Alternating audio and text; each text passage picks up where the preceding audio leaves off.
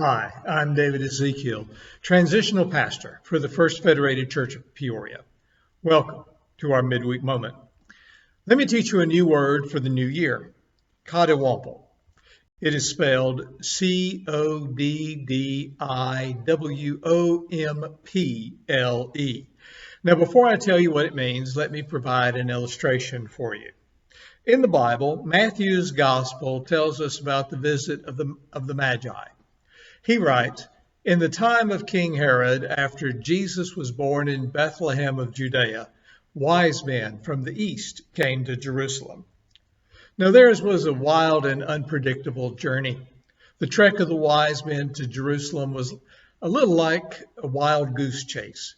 Ruth Haley Barton, founder of the Transforming Center, unfolds the story that we in the West have tamed. She writes, in yet another strange twist to the Christmas story, it was pagan astrologers who were among the first and most venerated visitors to the manger. Although theirs was an occupation that was expressly forbidden in Jewish law, the modern-day equivalent of those who read and interpret horoscopes, they were welcomed and their gifts were received, but they almost didn't make it home alive. One of the most striking elements of the Christmas story is its imperfection of any kind of human standard. None of the circumstances surrounding Jesus' birth were ideal.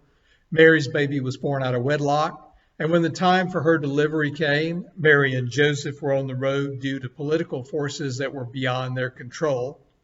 There was no good place to have the baby, so they ended up sharing this blessed event with livestock in the place where animals were kept. Beyond these intimate imperfections, the outer landscape was very bleak. Jesus was born into a time of political and religious upheaval. King Herod, an insecure and violent man, was in power at the time, which created a very dangerous and volatile environment for anyone who threatened him. And the wise men, for all of their wisdom, were actually more of a hindrance than a help in the unfolding of the Christmas story. They tipped off Herod to the fact that there was a potential usurper being born in Bethlehem. This sent Herod into a jealous rage, which caused him to order what is now known as the slaughter of the innocents, the murder of all male children 2 years and under. These were dangerous times, and none of the major players in the Christmas story had any control over any of it.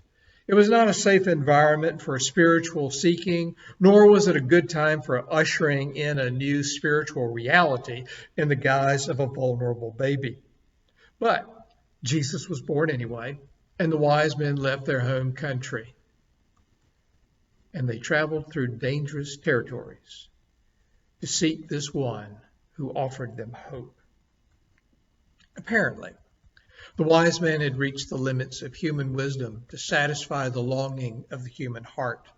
And in the midst of whatever knowledge they had pieced together, there was a poverty of spirit that could only be satisfied through a fresh encounter with Christ. Their longing propelled them to move beyond the norms of their previous existence in order to discover a deeper spiritual reality. The journey of the Magi was a dangerous one that put all the characters in the Christmas story at risk. Now, in the English language, there is a word that may capture the essence of the wise men's journey. It is Coddiwomple.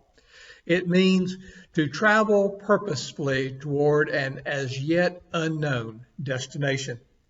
Like the wise men, aren't we coddiwompling into 2022? Aren't we embarking into the unknown? COVID is still with us, and there is so much uncertainty about everything right now. However, we have a longing to discover how God is at work within us and in our communities.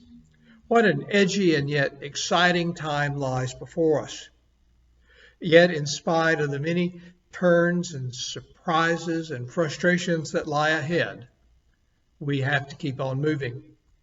We can enjoy it or keep on blaming our circumstances and situations.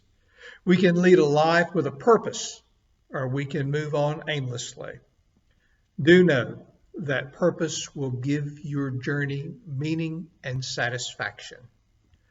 So, as you move into the new year, I ask you, what is your intended purpose?